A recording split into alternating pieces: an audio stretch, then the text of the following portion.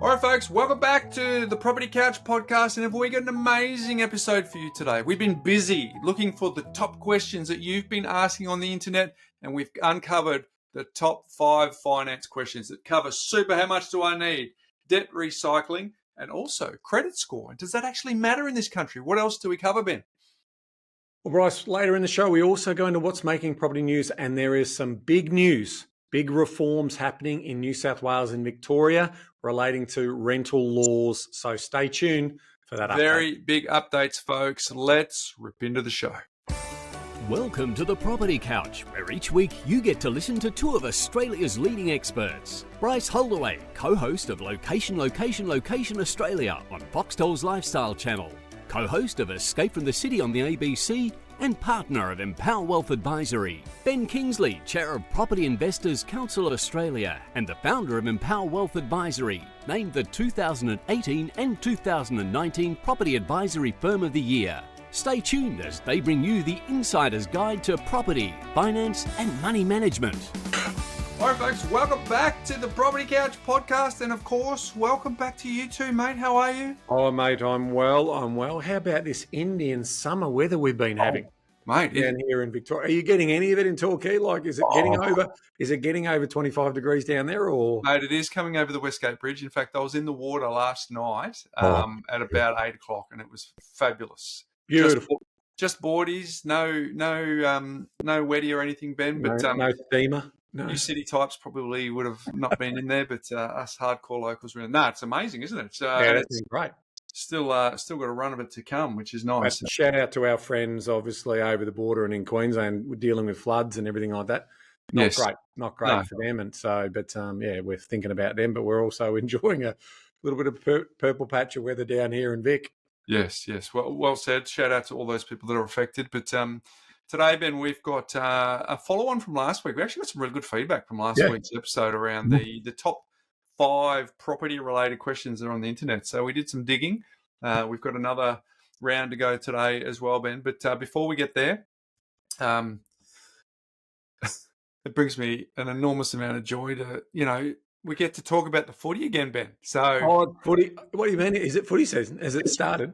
Well, I'm glad you framed it that way. Round one this week. Your team forgot to turn up. Is that true? Hey? Round 1's this week, mate. I don't know what you're talking about. It is the round 1 this week, but the opening round, you got your pants handed to you, and you're a little bit coy when we're off air, and I think you wanted to front foot the banter before we push record just to see if we could smoke it out of the system. But when it's that good, mate, when you get your pants handed to you that well, it's a long season. It's a long season. Yeah. Come on, mate. Give us a few more platitudes. It's a marathon, out, mate. Week by week. Week by week. Doesn't matter until the end of But for the Mark premiers. But Freo starts this week down the road from me, Ben. So yes, and it's going to be about 36, which plays into the hands of Freo. So we'll see how we go. Bring in April, maybe they'll delay the game a little bit. Maybe. Yeah, well, that's a very Victorian thing, isn't it? Over 33, let's shut everything down. In Perth, it's back-to-back 40s, like, routinely. So, anyway, we digress. Hey, a couple of things. Just a reminder, Ben, that you and I have been in a tunnel for a number of months getting our next book out. We are super proud of it, to say the least, being able to have another swing at all of our frameworks, our ideas, and curating all of that. So just want to remind folks, if they go to thepropertycouch.com.au/playbook-waitlist, we'll arrange to make sure that they get a discount. We'll give a ton of bonuses, Ben, around that. So and you'll be the first to find out. So just a little reminder about that, because it's something that we're very excited about that's coming out this year. But before we get there, Ben, we just want to let everyone know that we actually have a webinar. Webinar. It's on the 25th of March. It's at 7:30 p.m. Australian Eastern Daylight Time. The topic is how to retire on $3,000 per week. Obviously, we're just about to launch our book of the same name. And you can go to thepropertycouch.com.au/webinar. So there you go. Check that out, folks. Thepropertycouch.com.au/webinar, Tuesday, the 25th of March at 7:30 p.m. Before we get on to the topic of today, Ben, I'll get into my mindset minute. I was recently overseas in the US, trying to learn some new things, which was great. And one of these things, someone said this, and I thought, oh, that's actually really cool. If you did not come from a wealthy family, make sure a wealthy family comes from you. I thought, oh, isn't that an interesting paradigm? Because it's actually easier than ever now for anyone to change their destiny. If you just think about all of the free information that you can get out there on podcasts and YouTube, we have everything that's at our disposal to make that change. So my question to everyone listening to this is, will you make sure that a wealthy family comes from you, even if you did not come from a wealthy family? And to be super clear on this, Ben, I didn't say rich. I didn't say lose sight of the bigger picture. I just wealth measured in time, getting your time back so that you can actually do the things that you want to do. So that's my challenge as we sort of launch into the third month of the year, Ben. The car park was full in January at the gym, not so full in February. We've now clicked over to March. The big question is, how are your habits going and how's your focus on the end of the year based on putting some things in place, trap some surplus and getting ahead. So hopefully folks are well on their way to making some positive changes this year, Ben. Well, that's right, Bryce. And I tell you what is imminent on the More platform is in the mobile version, we're going to have all of the rich insights that we've got in web app. Some of those insights are coming to mobile as well. So all of that tracking history and performance and seeing progress will now be available everywhere you go. So just wait for that. It's literally imminent in terms of that release. So we'll do a big announcement for those of you who don't know what More is. It is effectively a lifestyle by design app where you manage your property portfolio, but you also do your budgeting and your forecasting and all your money management, all in an all-in-one app that is More. And for those playing along at home, watching on YouTube or watching on Spotify, I can see the video, Ben. You're in your uniform there. You've got. I am today. I've got my little More and Empower Wealth and a little property couch on the arm. So yeah, it's all good. Yeah, well, good promotion. I like that. Hey, the top 5 finance questions that are on the internet, Ben. We really want to answer the questions that are burning for most people. The first one is a very, very important one, particularly in this country, Ben, that has been blessed with a system that allows us to be compulsorily dollar cost averaging into our retirement. How much super do you need to retire? Question mark. Let's cover this, Ben, but this is pretty broad. Like, how much do you need to retire is a common question that comes up, but it needs a lot of context because we're not all the same human beings, Ben. No, that's right. And ultimately, it depends also whether we're singles or couples and what sort of aspirations we have around what sort of lifestyle we want to lead in retirement. So if we want to have a very simple, risk-free, no adventure, not a lot of experiences, well, potentially you don't need a lot. But let's go back to the fundamentals that we've always taught on this pod, Bryce, and that is around the rule of 25 is a great way to do that. So if you're someone who is aspirational and you don't want to have a basic retirement, you want to have a retirement full of experiences and the ability to have confidence around financial security, then let's do some simple math. So if you wanted $2,000 a week, i.e. $104,000 a year, if you do the rule of 25 and you expand that out, that is a net wealth position of 2.6 million. If you want to do 3,000 a week, which is our real focus at the moment, because obviously everything's going up in price, and so that's indexation kicking in there, then technically, if you do the rule of 25, you need 3.9 million. And so I think that is important to understand. But I do want to put a caveat on this, and that is around, obviously that rule of 25 says that is the capital base of which you want to try and generate a return on that money. And ultimately doesn't necessarily mean that you have to keep that capital base.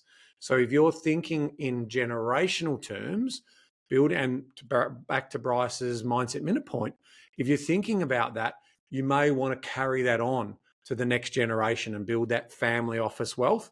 But if you don't, then you may not need as much, because those numbers, Bryce, 2.6 and 3.9, they feel like a lot, don't they, in terms of, for the typical household in Australia, that's like, well, that's going to take me forever. Now, I know we've got a compounding interest story later on, but that just gives you a bit of an idea in terms of what that looks like.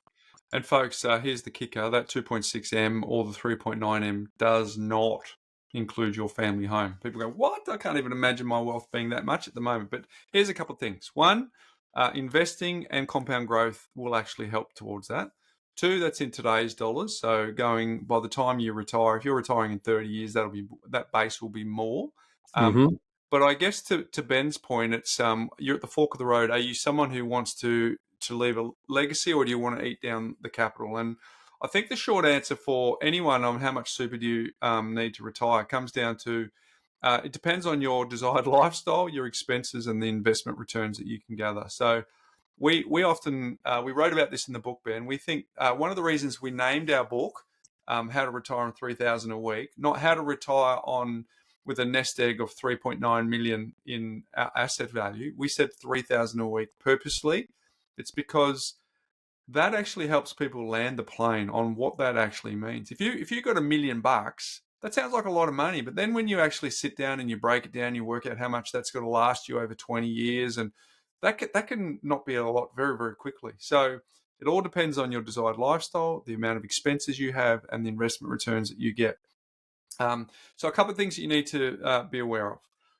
Number one, in this country, which is at the top of the show, or top of this question, I alluded to it. It's one of the great infrastructure systems that exists in our country that the government of the day back in the 90s put in place was so that we could actually, it's forced savings. They acknowledged that we weren't very good at looking after our retirement. So that's forced savings, but it is dollar cost averaging because you're putting in the same amount every pay packet, and currently 11%, moving to 12% by the next tax year. 1 July. And if you and you can actually do contributions, salary sacrificing up to certain level caps. Check with your financial planner around that. Sort of was 27.5, now 30,000, but that's conversation starter, not advice there. And for some low to middle income earners, there are matching contributions that you can get. But the point being, Ben, is it is a powerful system that we have to engage in this country anyway. So that's great. So it's not the question isn't should I use super for my retirement. The question is, how much do you need? And so that really comes down to a couple of things we talked about. But the last thing I want to say is once you've put your money into super and you've predetermined the end goal on how much you actually need, well, then it comes down to performance. And there's a few parameters that you can consider. One is a fully growth focus in your super. One, if you're getting closer to retirement or the pension phase, it's more about the income. So do you want it to have income focus, or do you want to have a balance? So it becomes a game of where do you allocate your super to different sectors of the market to get the returns that fit your risk profile, what you need, and going back to what Ben said at the top of the show, what sort of retirement do you actually want to have? Yeah, and I think we also need to, as part of the rule of 25, effectively what we're saying is that is a 4% value. So that's a yield. So 2.6 times that by 4% is where you get the $2,000 a week or $104,000 annually. So again, if you're getting slightly higher yield, then that value doesn't need to be that high. So there are, again, a couple of moving parts to this particular story. And there obviously are superannuation calculators out there to help with that. So I think some of the important things here, Bryce, that we want to say is that, yeah, super is an excellent vehicle. It's very tax effective. We can say that because it was structured to attract investment into it. So you've got the salary sacrifice that you can also do up to $30,000 a year. And then you can also make post contributions as well. And then there's a ceiling in terms of what that looks like over a 3-year period. So it's really important to make sure that you understand to take advantage of that if you've got that cash available. Now, the trade-off, and again, this is not advice, but the trade-off is the money is tied away until you get to that retirement period. So that's the other piece of the puzzle. So if you want to create wealth outside of that and you're tying money up inside super, you potentially don't get access to that. So, and then we also know that there are options to do 3 different types of super setups. You've obviously got your industry funds, you've got your retail funds, and you've also got self-managed super funds. as well as part of those solutions. So I think it's just important to understand how much super. Probably the bigger question here really is, how much wealth do I need to build? And this is sort of what Bryce and I have been advocating, is in the past, you can't save your way to retirement. Now, moving that contribution to 12%, if someone's starting in their sort of early 20s and having 12% over that time, that's going to have a meaningful impact and compounding return off the back of that. So in that case, you may not need more than one or two additional investments, whether that's managed funds or, in our case, we advocate for residential property that provides a nice income and also a capital appreciation over time as well. So I think it's just important to understand that you've got some choices there, don't you? Do, and I guess our 2 cents worth, our non-advice 2 cents worth here is, what, you know, to a couple of things Ben just said. We don't think super alone is enough, right? So so we think there's a combination of super, clearly for us, property investing, and then debt reduction around your principal place of residence first, and then ideally the portfolio over time. That's the combination that we've written about in the book, Ben. That's the combination that we talk about with clients who come into our building. That's the starting point for us. So the answer is, how much super do you need to retire? Well, depends on what you're after, and so use the rule of 25 as a guide. But our take is really simple. There's a combination required, and very, very clearly you should seek advice, because the compounding machine, which we're going to talk to in another question shortly, the earlier you can start, the better. So the earlier that you actually contemplate this question, how much super do I actually need to retire? And we're shouting out to you, millennials. We're shouting out to anyone who's 30 or under where you think it's too far away. I promise you it's important. It'll come quick. And the decisions you make around this vehicle now will make a difference around when you actually do retire. And Ben, I guess the final thing for us to riff on here is, when we built plans, when we wrote the first book, there was more a sense of needing sort of 3-4 properties. But now for people, there's a change in the narrative for us where 2 properties could be enough if you satisfy a number of criteria around enough time and enough income. 2 properties could be enough, which should be encouraging for a lot of people who have been brought up by a generation before them that said all debt's bad, get out to as much as you can, don't over leverage yourself, don't risk yourself. That should be music to their ears, Ben.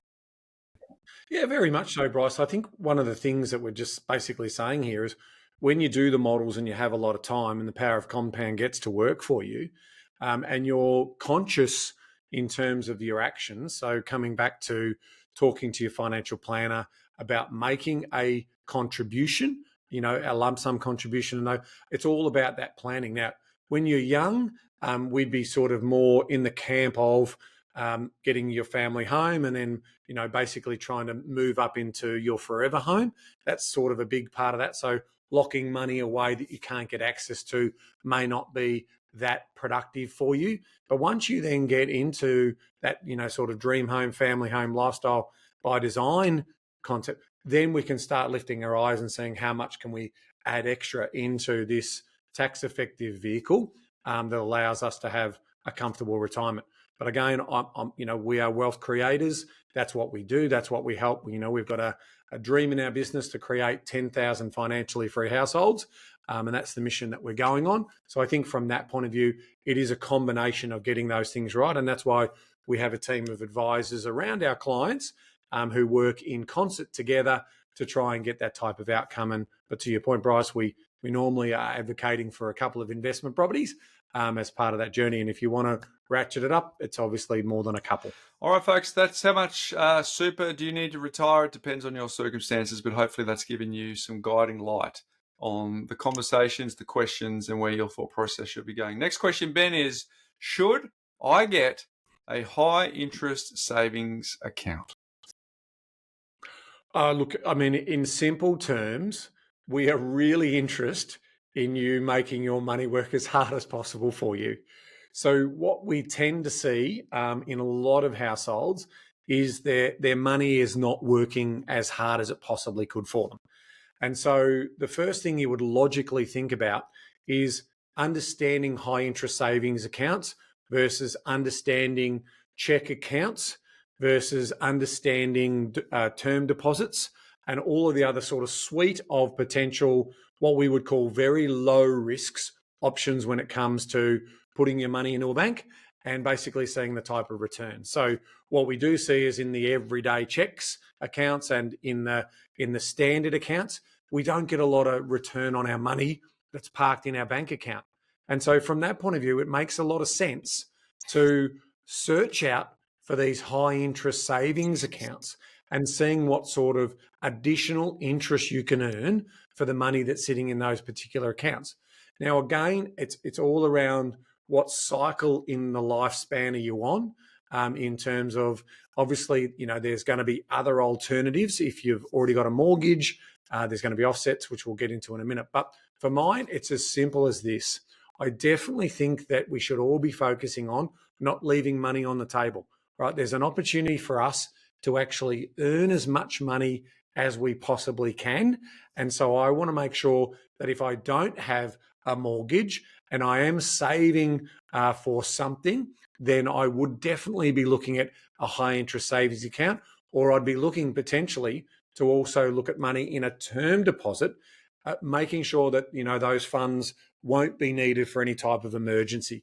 I think that's the sort of way in which I look at this through those types of lenses. Yeah, well said. I guess it's best for those people.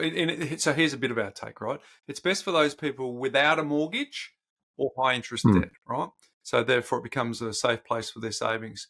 Now, to sort of Ben's point earlier, for short-term savers where you want to put emergency funds or travel or some large purchases, as opposed to I don't have any funds, so that might be in a term deposit that Ben just spoke to.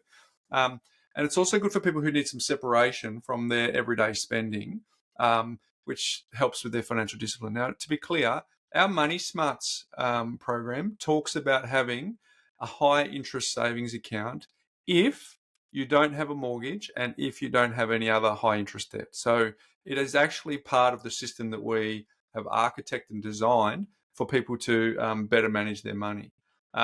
So a couple of things to look out for. Clearly interest rate, that's, in the name on the box is a high interest savings account. So you want to make sure you're getting the best rate you can get. But on the flip side, you want to make sure it's not being eroded by fees. So ideally no fees, but low fees depending on the net result of the interest. Have a think about liquidity and easy access. To Ben's point before about term deposit, that's often tucked away and harder to get out versus the high interest savings account can be easier. You want to be with a bank that has some form of government guarantee, like the financial claims scheme that underpins the safety of your money. And just look under the bonnet on the terms and the conditions and spend some time going through that so that there's no surprises, Ben. Yeah, I think that, some of the things when you're reading the fine print, they potentially need to have minimum balances retained in there, or there needs to be a certain amount of money that needs to flow into that on a regular basis, which will allow you to get that higher interest rate. And so if you don't follow the fine print and do those things, then you're going to get a lower rate, and it's obviously going to defeat the purpose of having your money work harder for you. So you've just got to do your sums and then look at what are those terms and conditions associated with those high interest savings accounts. But we all know that, these days with internet banking and digital money, accessibility to that money is also quite good. So there's no reason these days why you wouldn't have a high interest savings account as opposed to, say, a classic check or, day-to-day banking account. It always should be those high interest numbers and getting that money out of those standard bank accounts, which effectively don't do very much for you. Because if you shop around enough, you'll also see, to Bryce's point about the fees and charge, in a lot of cases, there's also no monthly fees associated with them as well, if you get the right type of product. So when do you not get a high interest savings account, Ben? Again, just our take, not our advice. But if you have a mortgage, an offset account is better. We've talked about that a lot on this podcast, in our book, because it reduces an expense, which is usually, so you might be paying a mortgage between 5 and 7%. You might be earning interest between 2 and 3. It doesn't take a rocket scientist to realize that reducing a cost at the rate of 5 to 7 is better than earning at 2 to 3. And that earning of the 2 to 3% is actually then becomes deductible. So if you have a mortgage, we would suggest that an offset account is better. It's the primary account in our business. Yeah, that's right, Bryce. What basically we're talking about there is what a lot of people think about when they look, and some of those high interest savings accounts might actually have a 4 in front of them. And so you think, well, the margin's not that much difference, but you just said it a minute ago, and I think I want to double click on it. And that is that with the money that I'm earning, I have to pay interest on. So it actually drags down the actual final net value that I get. Whereas in the offset, effectively, I'm reducing interest cost. And so that's not calculated as income from the tax office. And I think that's a nice little sort of bow on what you were talking about. And there. Also, Ben, we talk about this routinely, is you can't save your way to retirement. So this fits that category of, sure, it's better than not doing anything. It's if you're creating surplus and you're saving, great. But ideally, you'd want to be investing, right? Looking for long-term growth via property or shares into your super, looking for better returns over time from the high interest savings account. So I guess a couple of things for us for takeaways here. Think about term deposits if you have not an immediate need for your money. If you're debt-free and need a safe option, this is good. If you have a mortgage, use an offset account instead. And if your long-term goal is creating wealth, perhaps invest instead, Ben.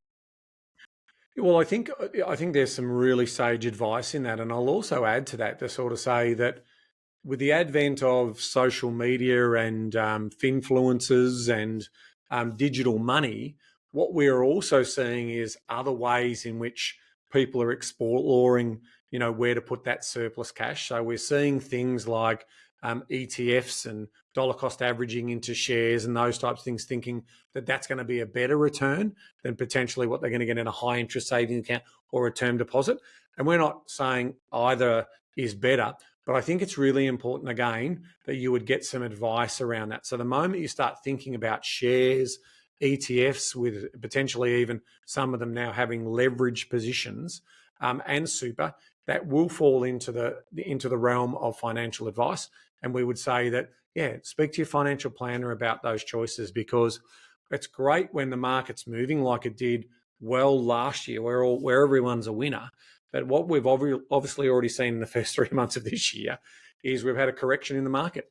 And that correction has a lot to do with the uncertainty around tariffs, the uncertainty around, obviously, Donald Trump and what he's doing globally and geopolitical areas. And so there's a recalibration going on, and people don't know where that's going to land. And that's making businesses and the markets very nervous. So you might be thinking it's a great idea to put money into these types of opportunities, but the reality could also be that, those markets can fall by 20 or 30% with a certain events that we don't know what's coming with any black swan event. So I think it really is important about, just how much risk tolerance you have and about where you want to protect some of that money that you worked harder for it, and getting that balance right by speaking to a financial planner is going to be well served. Well said, Ben. ETFs, folks, exchange traded funds. Hopefully that helps on that one. All right, Ben, the next question is, does credit score matter in Australia? Good question. Did it matter before the GFC, Ben? No, well, I was going I've been doing this now for, some 25, 30 odd years. And back in the day, we didn't have to worry too much about credit scoring, but because we had a pretty rigorous financial services sector anyway, and we had obviously all of the sort of checks and balances around full recourse borrowings, which meant that, you had to pay money back and so forth. But post GFC, we did inherit this sort of credit scoring system. Now, it's not to say that banks didn't look at the fundamentals that we're talking about here, but ultimately it has meant that since that time, we've moved to a credit scoring model. And that model is just assessing people's quality based on several metrics around that risk. So the answer is, yep, credit scores now are a thing in Australia, and it's important that we're just aware of them. We shouldn't make them sort of control our lives, but ultimately those people who are good with money, you won't have to worry about it because you're just getting on with life. But those people who have had difficult situations or change of circumstances, and they've had late repayments or defaulted on some certain debts, this stuff really starts to matter for them because they are penalised in several ways. They are penalised, obviously, with a low score, which could restrict them from getting what we might call prime credit opportunities, which means lower credit opportunities versus, those in second tier markets or subprime lending sort of markets where we might also see higher interest rates because you've posed a risk because you've got a proven record of not necessarily meeting your debt obligations. So I think it is important to understand that there are consequences associated with how you manage debt and what they might mean in terms of any future debt that you take on. And as we pivot into the digital age, Ben, it's getting easier and easier for these credit agencies to look under the bonnet and see how good a money manager you actually are. So, yes, to Ben's point, your credit score does play a major role in whether you can get a loan, the interest rate you'll pay, even approvals for rental properties, phone plans, buy now, pay later services. So it is important. So I guess by nature, which end of the spectrum, the higher the credit score, the better the financial opportunities. The lower the credit score, the more difficulty. I kind of paint that out, Ben, even though it might seem logical. But how is it calculated in Australia? Well, it's a numerical rating up to either 1,000 or 1,200. So there's three major credit reporting agencies: Equifax, Experian, and Ilion. Equifax and Experian have it between. Equifax is up to 1,200. And the other two, Experian and Ilion, up to 1,000.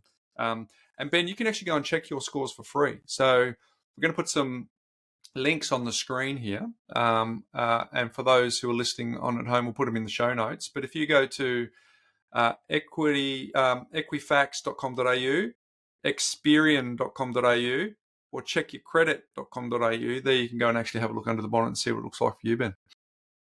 Yeah, and I think, again, you can pay for these to be expedited in terms of getting it quicker, but you shouldn't have to. Be mindful that these are used as means to capture your details, and you may be marketed to in terms of offerings that these particular suppliers have or their affiliates have. So, that they're thinking that, why are you asking for your credit score? You obviously are thinking about getting a loan. So they're obviously trying to capture that information as well. But it is important to understand that, that's part of that process. So anytime that you're applying for a loan, inside the declaration on that loan, that loan will be recorded against your ID and your credit file. So if you're doing multiple applications, that will have an impact in terms of that, which is a good segue into some of the factors that do determine your credit score. So the number one and the most important is obviously your repayment history. So in simple terms, you don't want to be late with those repayments, and you certainly don't want to have any defaults associated with your name. And some of the classic examples that we have in our business are where you might have been in a share house and you were on the utilities bill, and then two people left and you paid your share of the bill, but they didn't pay theirs, but effectively you've got joint and several liability on that. So ultimately you didn't know because you left the home and all of the letters were going out saying, hey, you've got outstanding debts, and that's obviously hitting your credit file. So by the time you then do realise it, you've got to potentially clean up that credit. So it's really important to understand and know which obligations you do have with all of those different credit card providers, utility providers, phone company providers, and of course the classic ones, which is the personal loans, the car loans, the mortgages and the like, is to make sure that you are consistent with your repayments. Then you've got the credit utilisation, which is really just about sort of how much lines of credit or exposure of credit do you have, even if they're unutilised. Some people will take that into consideration in terms of how they score you.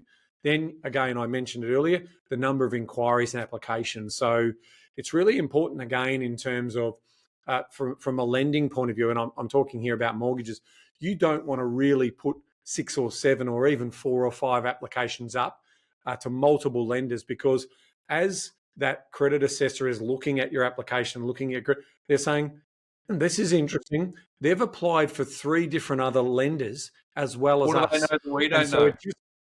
Yeah, exactly. So there's just a flag straight away on that file to sort of say, I wonder if they're disclosing what they disclose on the first couple of applications. In other words, are they creating a fraudulent application here by not disclosing, I don't know, potentially private school fees or other commitments or other loans that they have.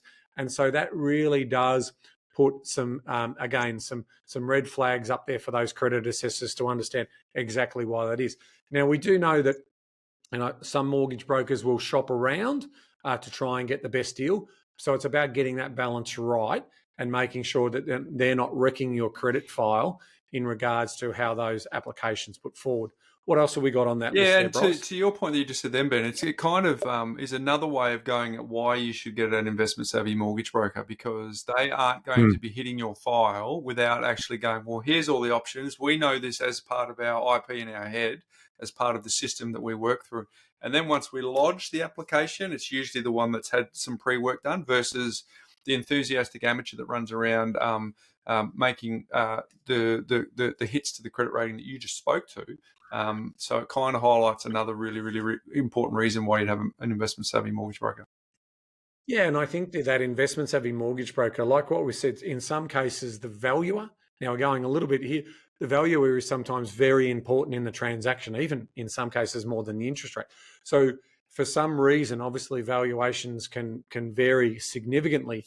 So to that point, what you want to be able to do is your investment-savvy broker may not be putting the application in first, that they may be getting an indicative valuation from that lender and then potentially putting the application in. Because again, if you're lobbing lots of applications in and getting and the strategy is to just try and get the best valuation, well, again, all of those credit hits could also be detrimental in terms of, even though you got the best valuation off one lender, it may not necessarily mean that deal is going to fly because they're a bit worried in terms of the number of applications you put up. So again, it's about the sequencing and the skill set of your investment savvy broker to be able to do that work without impacting your credit file. The other things to consider, Ben, is length of credit history. So the longer you've been in the game, the longer you've got something for someone to look at, the better it is. So if you're new to the credit game versus someone who's had multiple credit over time, that's helpful.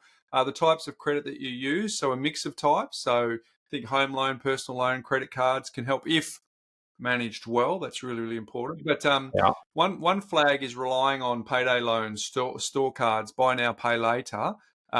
Be mindful that can actually have negative consequences and hurt your score if you haven't managed that well, or there's more of a slant towards that than the other more traditional types of credit. And then the last thing to think of is major impact negative events. So think of defaults, any unpaid debts over 60 plus days, $150. Definitely if you've been bankrupt, that's not ideal, Ben. That stays on your file and that follows you around for a long time. And any court judgments or serious credit infringements. So think fraud, identity theft, refusal to pay debts. Sure, in the moment when you've got a bit of steam up, you feel righteous and you don't want to do that, but just be mindful that actually has consequences that will impact that. So how do we improve credit score over time, Ben? Well, can I just also double click on one point you made there around the payday, and a lot of people are also doing credit balance transfers. So there are a lot of people who gamify this in a serious way, like in the FIRE movement and all of that. In terms of a lot of them don't necessarily like debt, but the ones who really gamify it, they do the the 12 months interest free on the store purchases. Now, if you're really highly organized, that can be a way to do that. But to Bryce's point, that if I'm seeing, credit balance transfers and multiple credit card applications and so forth, we do know, and we hear back from lenders who tell us that, if you're seen as a transient credit user, in a lot of cases, a lot of banks don't want you as a customer because they want loyalty. And in fact, they want a little bit of, apathy in terms of you staying for as long as possible. So I think that there is, again, a couple of nuances in there that you want to be careful of when it comes to being really sophisticated in terms of trying to get access to all of that free money, because at the end of the day, there's no such thing as free money as part of that particular thing. So in terms of how you improve that credit score, that was one example where effectively you don't necessarily go too hard too often on all of those little buy now, pay laters, or the interest-free terms, or the credit rollovers. That's really important. The other one is obviously just, set up we talk about a primary account, get everything sort of paid straight away from direct debit from there, or connected to your credit card, as long as there's no excessive fees in terms of the transaction on the credit card. Remembering that's just a calculation that you need to do. Also, certainly reducing any credit limits that you're not necessarily using is always going to be helpful as around that. And then think about the credit limits that you're actually applying for.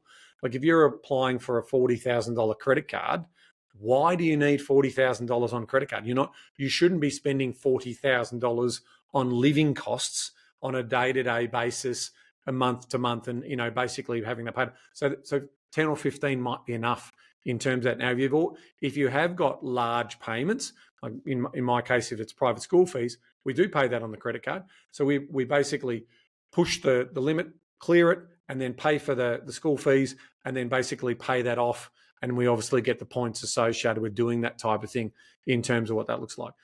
Then you've got obviously to check your credit reporting for errors. They can make errors. At the end of the day, you could potentially be allocated a loan application that you never took out or that you never activated. I've got a good example for myself.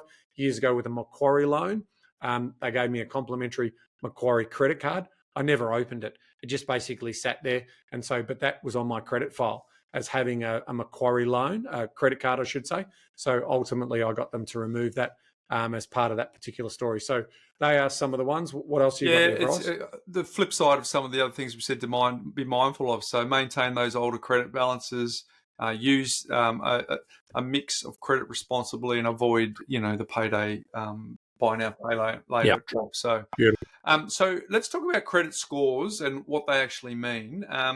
And for it to be considered poor, using the Equifax system, 0 to 549, so 549, 550 to 624 would be considered fair, 625 to 699 would be considered good, 700 to 799 is very good, and 800 to 1200 is excellent. So clearly you want to be 700 plus, Ben, because if you do, you get better access to the best products, the best rates, the best terms, all those sorts of things. So I guess... Yeah, from my experience, that's exactly right. Anything above 700 is clean air. You're going to get all of the big banks who are going to be happy to take you on as a customer. Anything at the good level, that's again where they're going to ask probably a few more questions, a few more clarifying questions about some of the loans you've taken in the past, and before they potentially give an approval as part of that. Or they might, in some cases, ask you to remove or cancel some of those facilities that you might have in place, which will then lift your credit score into a range in which they're able to then approve the current application that you might have. So our take is really simple, Ben. Your credit score does, in fact, matter. To your point, after the GFC, it came very, very acute. It affects a whole bunch of things around credit. So if you check out this book here, and for those listening at home, it's Make Money Simple Again, and you go to makemoneysimpleagain.com.au, we've got a very rules-based system. And in terms of protecting your credit score, if you follow the outline that we've got in that book that you can get for free, this will help you, paying your bills on time, making sure you've got access to the credit, make sure that you're not defaulting on anything. That system will actually help you with that. And as we've talked about, keep the score above 700 and avoid some of the stuff that will cause your credit report to give the lenders a few speed wobbles about whether or not they should lend money to you. So bottom line is stay on top of your financial commitments, have a rules-based system that actually helps you manage your money.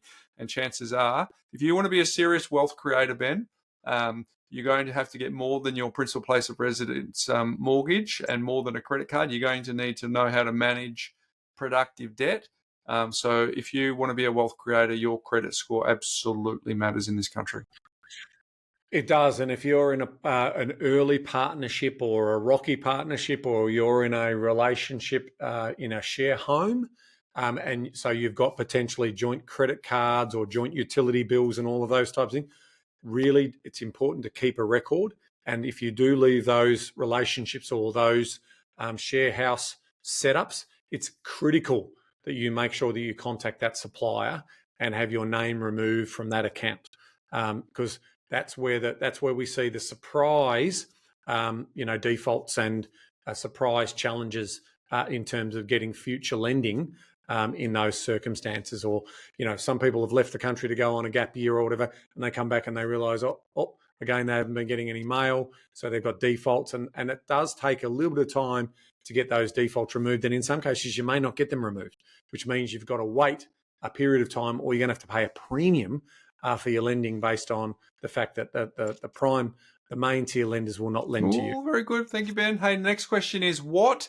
is debt recycling? And interesting, Ben, there's a lot of buzz around this. If you go onto YouTube or Google it, there's a lot of people who are loving using this word or this combination of words as I guess a little bit of spin. But it depends on what your angle is on what debt recycling is. But I think the bottom line for anyone who's listening to this is what it's essentially saying is something that we've been talking about on this podcast for the last 10 years, and we've been implementing in our personal lives and our professional lives for the last 20 plus years. And it's doing this, looking for ways to turn tolerable debt into productive debt. So if we quickly revisit the three types of debt, or if we go from the evolution of debt, Ben, which is all debt is bad. Okay, let's go from primary school to secondary school on that. It went from now there's good debt and there's bad debt. And we're encouraging our audience to go, well, actually, if you're going to go to tertiary level around debt, there's three types of debt. There's horrible debt, tolerable debt, and productive debt. Horrible, obviously, for stuff that goes down in value. Tolerable for the principal place of residence. It's tolerable because it's an essential need. And if you do it well, it'll go up in value, but you're the only one who's slaving away paying it off. And then there's productive debt, which is for income-producing assets that are going to grow your wealth. So essentially what debt recycling is turning the second one, tolerable debt, and using any paid down equity that's created in those assets to re-leverage out into productive debt so you can buy income-producing assets that ultimately, if you listen to the debt recycling evangelist, Ben, using any positive cash flow that comes from that investing to actually put back into your mortgage, which can then pay it down more, which means you can draw it back out and start again. So that's essentially the 30,000 view. But where do you want to dive in here? Well, I think where I want to dive in is coming back to these finfluencers and the stories that they're trying to tell to get obviously eyeballs for their channels. They're looking for different stories to tell and angles or secrets of how people actually operate. There's nothing revolutionary about what's happening. This is effectively how skilled people manage their money. But you can understand that because they are finfluenced and they may not necessarily have any qualifications in the space that they're talking about, it's a revolution for them, or a revelation, I should say. And so part of me just sort of, it's a bit of I'm a bit bemused by it, to be honest, because it's like they're releasing some type of secret opportunity. But the other part about it, and the dangerous part about this, is that they really, in some cases, they may be encouraging people who may not necessarily be skilled enough or financially literal enough to actually execute on this sensibly, right? So, yes, what we are talking about here is a simple case of I've got surplus money or I've got equity that I can potentially access that, and then I can look at investing that money, and then the proceeds of that investment, which if I'm borrowing money, that comes at a cost. I can then, and this is the revelation of the finfluencer, I can then dump that on the family home and pay off the mortgage really quickly, right? So that's part of this sort of so-called, success that these sorts of things have. But remember, any type of investment that you're making still carries risk. So if you are going to sort of debt recycle, which effectively means that, let's use a simple example. I've got a $500,000 mortgage on a property that's worth, say, $650,000. And I've been able to save strongly over the last 12 months, and I've built up, say, $80,000 in my offset account. Now, I want to keep $30,000 there for liquidity and sort of emergencies and a buffer, but I've got $50,000 that I can pay off that mortgage. So all of a sudden, I pay that $50,000 off, and so I've reduced the non-deductible debt down to $450,000. Now, what do I do with accessibility to that? Now, in some cases, you might do a split loan where you get that $50,000 out, and you might look at and consider different investment options. And the moment you turn it into an investment, it's deductible because you're basically changing the purpose. What some people do is and this makes it very difficult for their accountants, is they put the $50,000 into the loan and then they redraw it out. And so the clarity around what is deductible and what is non-deductible is now mixed. It's murky. And so the tax office sort of looks at that, and accountants sort of do their best in terms of showing the nexus of the money going in and then the lump sum of that money going out, and then they're justifying the purpose of that. But then they've got to calculate the interest. So it is better to go and speak to an investment savvy broker if this is something you are considering doing. And then from there, maybe doing a separate split. So getting a variation to the current loan that you've currently got that then allows you to really isolate that out.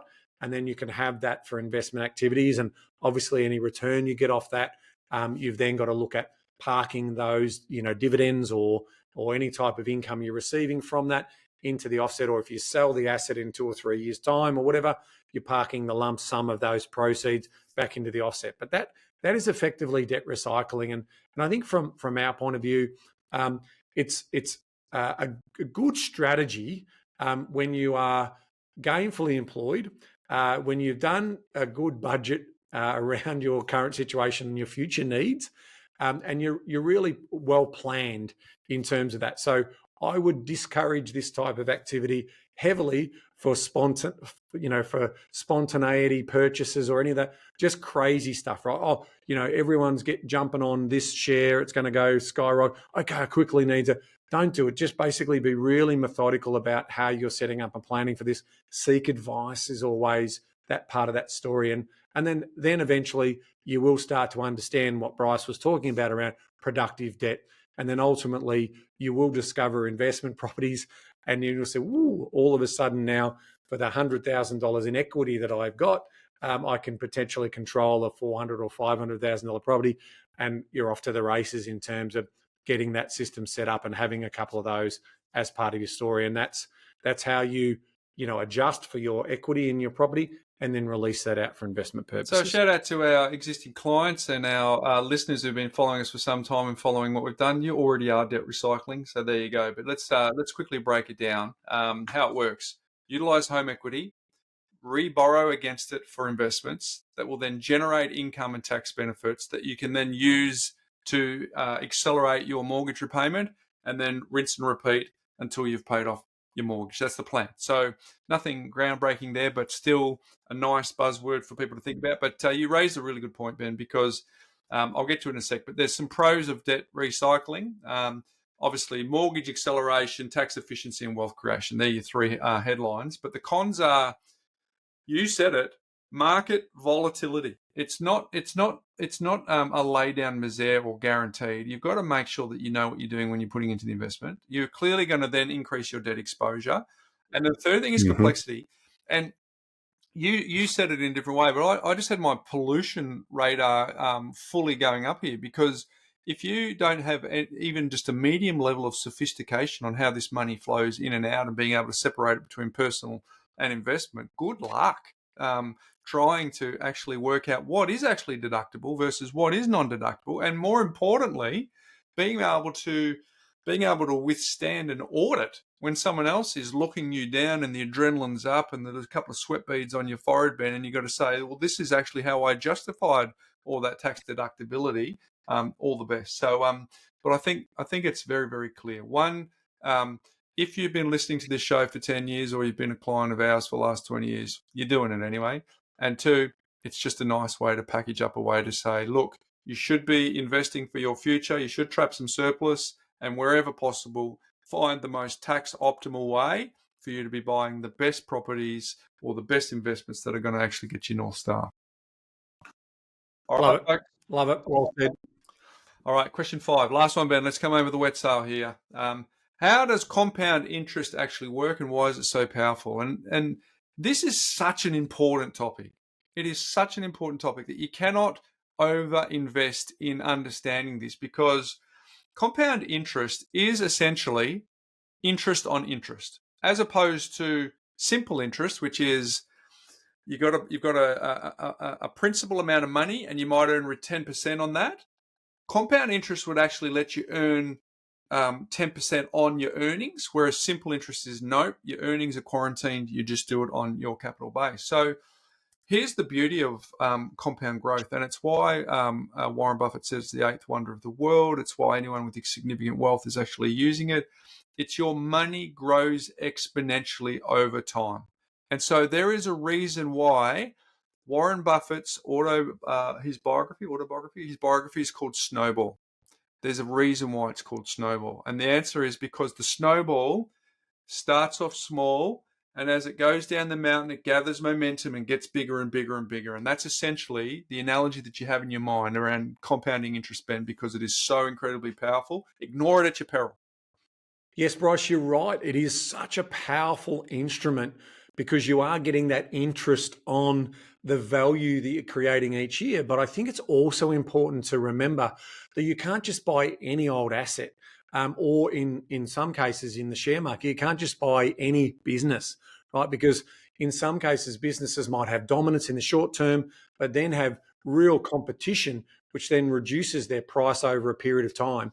And so from our point of view, what we really love about residential property, if I can bring that story in here, is that land value and the scarcity of that land value in still continuing to grow economic centres puts pressure on that land value over time. And we're seeing that power of compound kick in. And I think that is a really strong message here to sort of say, because if we had have invested, say, in a business like, I don't know, ABC Learning Centres, which eventually went broke, and they were, childcare facilities around Australia, then we didn't get any compounding. In fact, we lost our money. So it really is important about the asset selection that you make, and then letting time do its magical thing. And that's why you and I have been big advocates for property, because land isn't going anywhere. And as long as the economic performance of the town or the city that we buy in continues to grow, there'll continue to be productive use and future use and scarcity associated with that land. And that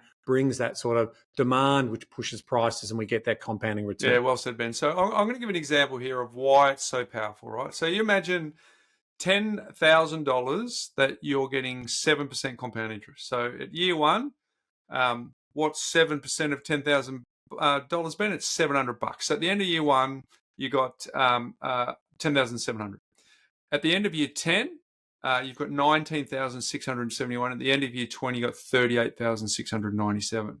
Now, where that becomes powerful is when you compare it to simple interest, which I spoke about before. So the same $10,000 invested at 7% simple interest, i.e. you're not getting return on your returns, it's just all about the initial principal, that after 20 years would be 24,000. Now contrast that to the 38,697. You are getting a significant reduction in what you're returning just because of compounding. So that is why it's so powerful, folks, because the ability to get compounding return on your returns is second to none. So it's best when you reinvest the earnings, right? So the rent and the tax deduction and everything that you get from your, in our case, investment property, if it's dividend and your franking credits or whatever it is, you keep throwing it back into the pot. That means that the actual base is bigger, so that next year's return is actually a product of the larger base. Now, in property, it's fair to say that it's not linear in terms of each and every year, because in some cases you will have spikes over an 18-month period and lulls in other periods. So the point is, you start at a point and you end at another point. If you have a look at any graphs, we put this in our recent book, Ben, How to Retire on $3,000 a Week. We actually showed the long-term performance of property over 30 years, and I promise you the graph was ugly. It looked a bit like this, but ultimately it started here and ended here. We did it with the shares too, Ben, thanks to Vanguard for letting us put that in, and you could see $10,000 invested and what that looked like over time. So essentially what we're saying is, at some point in time in the future, you'll look back and you'll see those compounding returns. They will serve you very, very well. We're also saying it's not each and every year, but ultimately the rule of 72 is something that anyone who is a student of compounding interest knows about, Ben. And it's basically 72. Say I wanted my investment to double in 10 years. I go 72 divided by 10 means it's got to grow at 7.2% per annum. Or alternatively, I can go 7.2 and imagine it got a return of 7.2. 72 divided by 7.2 gives us 10. So you can work it either way, Ben, to work out how many years to double or what rate you need to get that. But the rule of 72 is very, very powerful when it comes to compound interest. Yeah, it's a beautiful and simple rule. that just allows you to understand basically how you're going to get that sort of return over a period of time. So again, if I have a 10% return, I get that return in 7.2 years. So that's a really nice way to sort of look at it, in terms of that. So I think it's just important to understand that, we're going to let time do the heavy lifting. And in your example that you used around only getting $700 in the first year, this is where delayed gratification and understanding the power of time, if you had said to me in my 20s that my portfolio were worth X million dollars, I'm saying it's just hard to visualize. It's hard to believe. But here we are. I mean, sort of coming up to my mid 50s, and yeah, the portfolio is in the multi-million-dollar range, and time has just done that heavy lifting for me. So I think it's just important to remember that. And now, yes, the income's coming off the income, and so that it's just really compounding in terms of that particular result. So I think, our key takeaways are you've got to understand the asset selection.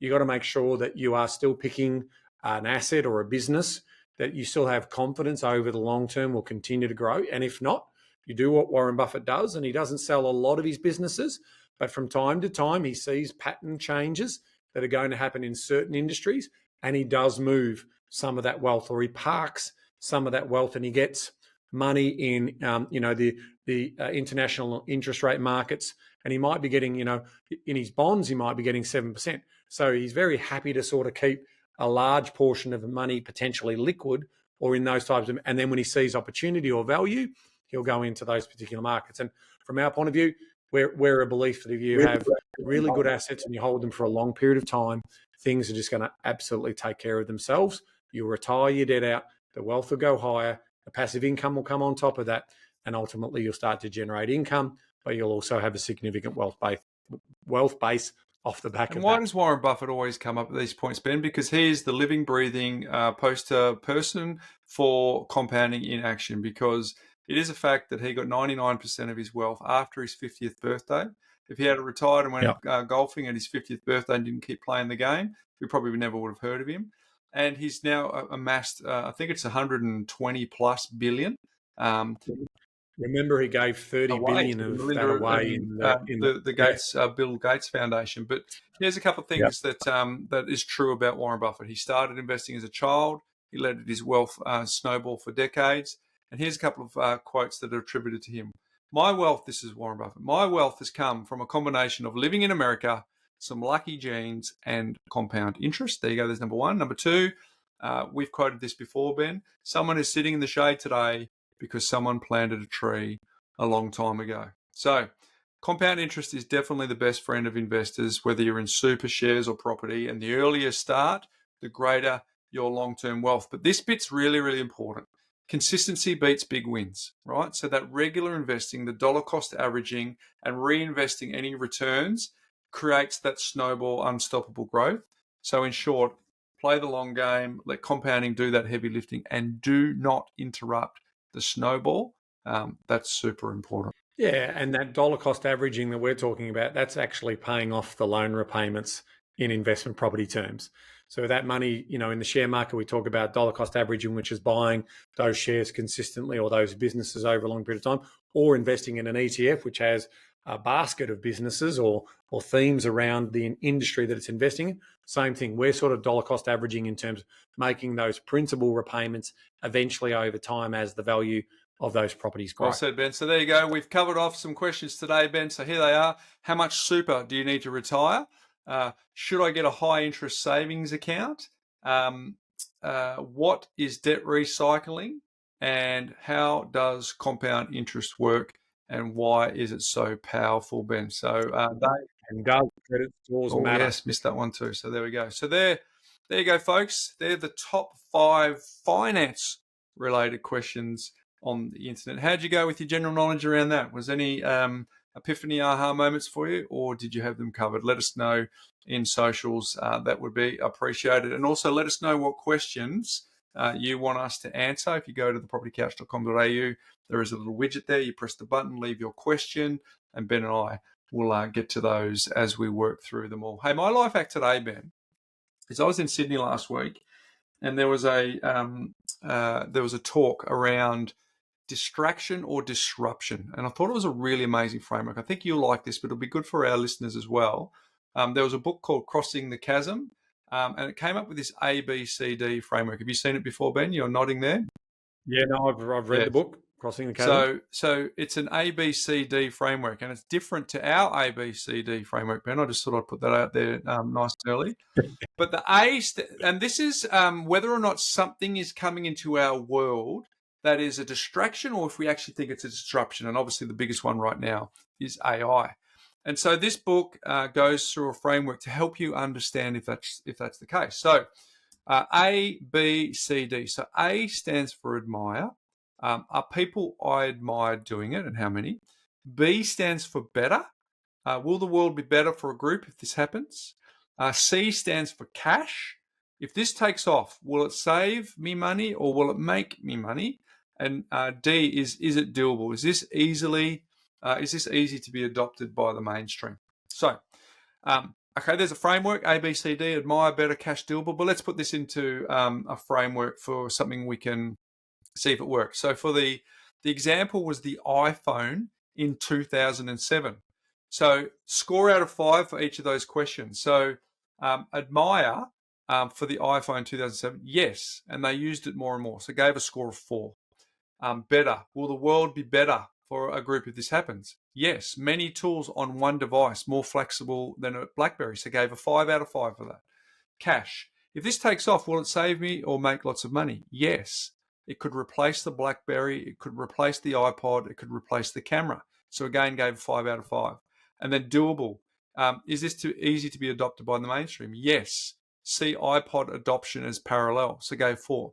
So 4, 5, 5, 4, 18 out of 20. Was the iPhone 7 more likely to be a disruption or a distraction? In this case, 18 out of 20 said it was a disruption. What about the Apple Vision Pro, Ben, the glasses that we're all putting on now? Let's run it through the same framework and see how it scores out of 20. In the admire category, some admire it, but it's mainly for fun and with low utilization. So this particular person gave it a score of 3. Will it make the world a better place? Maybe. Some productivity increases, virtual desktops and meeting spaces, but also gave it a 3.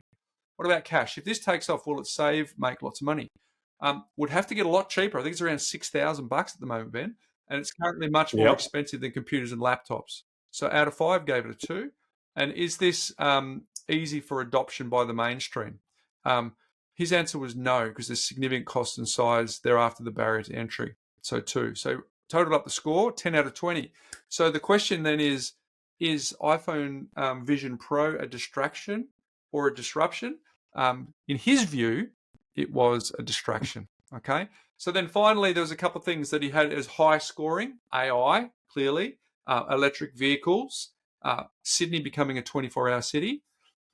His question marks were self-driving cars, working from home, and a higher density build of Sydney. So obviously put it through that framework. Now, it's obviously subjective, Ben, but I thought it was a really cool framework out of that book that you have obviously read. So A, B, C, D, folks. A for admire, B for better, C for cash, D for doable. If you're thinking, is something a distraction or is it a disruption, maybe try and run it through that framework. I thought it was really, really good. So, well, it's great. And I mean, it's a good little segue into more, right? What are we trying to do? We're trying to save your time, save your money, or make your money. In terms of that, what we're building is all about harnessing all of that financial information in one spot, but with those core principles attached to them. And so hopefully we get a good score on the, am I better off as a cash, but then admiring and doing, that's the bit that, in terms of the effort to get the reward is what we're also working strong on to take the friction out. So it sort of pretty much runs itself. Check that out, folks. Ben, what's making property news? Well, mate, there's some big news in the property space, and this all comes back to the changing of the guard when it comes to the relationship between the property owner, the small business private rental accommodation provider, and the renter, the tenant, or the customer. And so what we have seen with the Labor governments around Australia is this argument for better rights, better protections for renters in the marketplace, and that's been well led by the left-leaning parts of the Labor government and also the Greens. And it's obviously very well-meaning, They would be dealing with situations where some households are very hard up financially, and so they want to potentially have some of these protections in. And so what we've seen coming into legislation in New South Wales, and also last week here in Victoria, it also has landed here as well, is that there are now no grounds for no reason evictions, right? So the grounds for evictions based on this new legislation is going to be a surprise for a lot of landlords and small business owners. But effectively, under these new legislations, it is going to be a lot more difficult to deal with difficult tenants if you happen to have one. And remember, the vast majority of tenants are wonderful. The vast majority of relationships work fine. But if you find yourself with a difficult tenant, it's it's going to be almost impossible to remove them from your property under the current or under this new legislation. So let's just quickly go through. So if they are operating where they're not paying their rent, well, of course, there will be a process of getting them out. So that's still live, but it is a very arduous process, as is damage to the property in terms of just because they damaged it, if they then claim that they're going to repair it. So there's going to be a lot of consultation and government intervention in terms of getting that done. So they're the sort of, I suppose, the two that we've got in terms of tenants behaving very badly. But then we've got obviously the other reasons. And there's nothing in the legislation that provisions for the deterioration of the working relationship between the tenant, the landlord, or the owner. So these are the only ways in which you can remove a tenant from the property. And that is that the property is being sold and will be offered for vacant possession. The property needs to be empty for significant repairs or renovations, or the property will be demolished. The property will no longer be used as a rental home. For example, it will instead be used for business. So you might be turning it from long-term to short stay as part of that. But there are conditions. You've got to keep it in that environment for over a year. So they really have tried to ensure that there's no wriggle room at all. Then you've got the landlord or their family intends to move into the property. And then again, they'll have a period of time before, if they then move back out, that you'll be able to rent it. The renter lives in the property as part of their employment, or their employment has ended.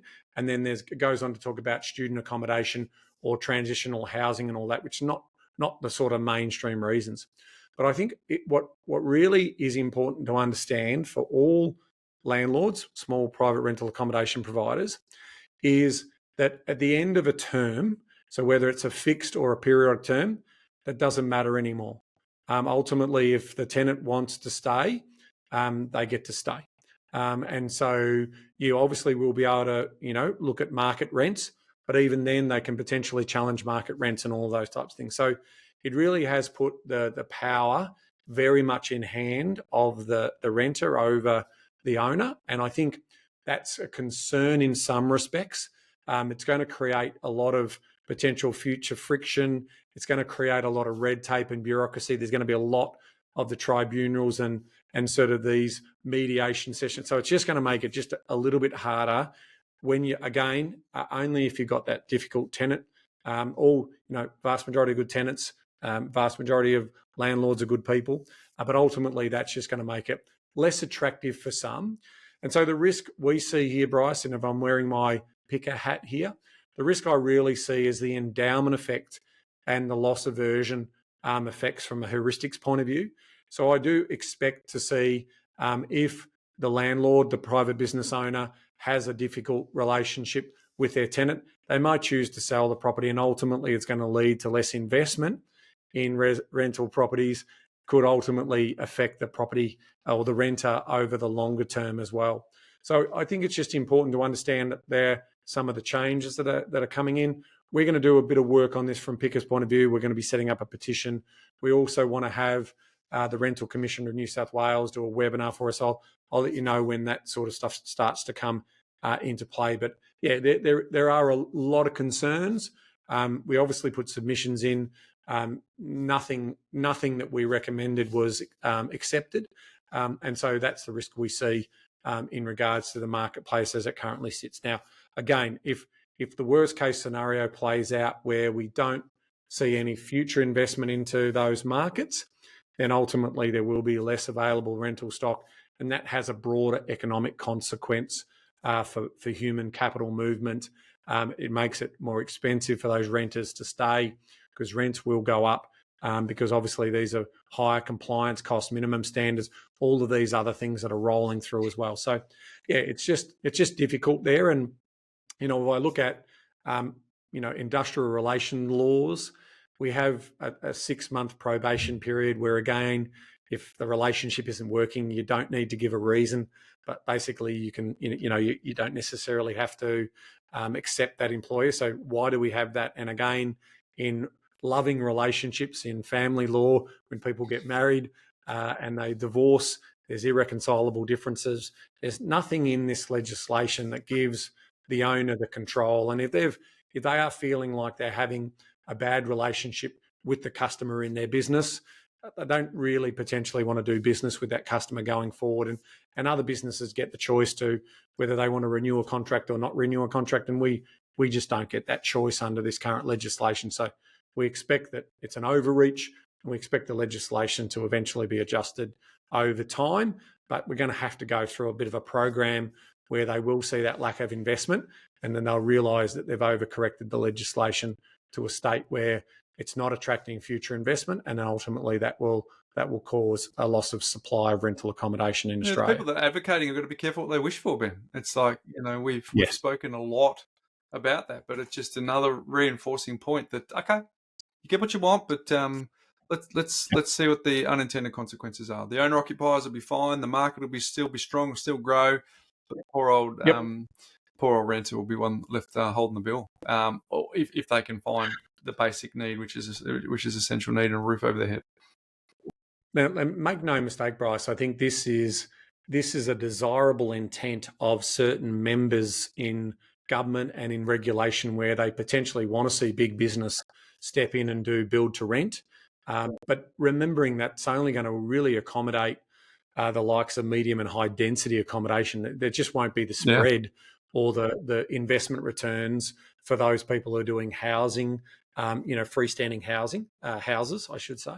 So that's the consequence in terms of what they're trying to achieve. And we also know that in most cases, government and businesses big businesses don't run efficiently as what we do as small business operators do.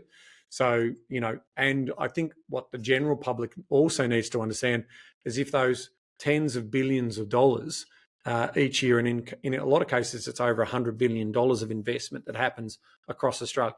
If that's not coming from private investment, then technically the government will be left to pick up the bill, and then every household will pay higher taxes, because ultimately it will mean that there'll be a lot more, public housing that will be run by government, and that, in a lot of cases, whenever government run stuff, they usually run it at a loss.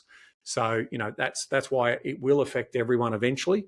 And that's why I've always been an advocate of free market operations, because free markets do allow for all of these changes to occur.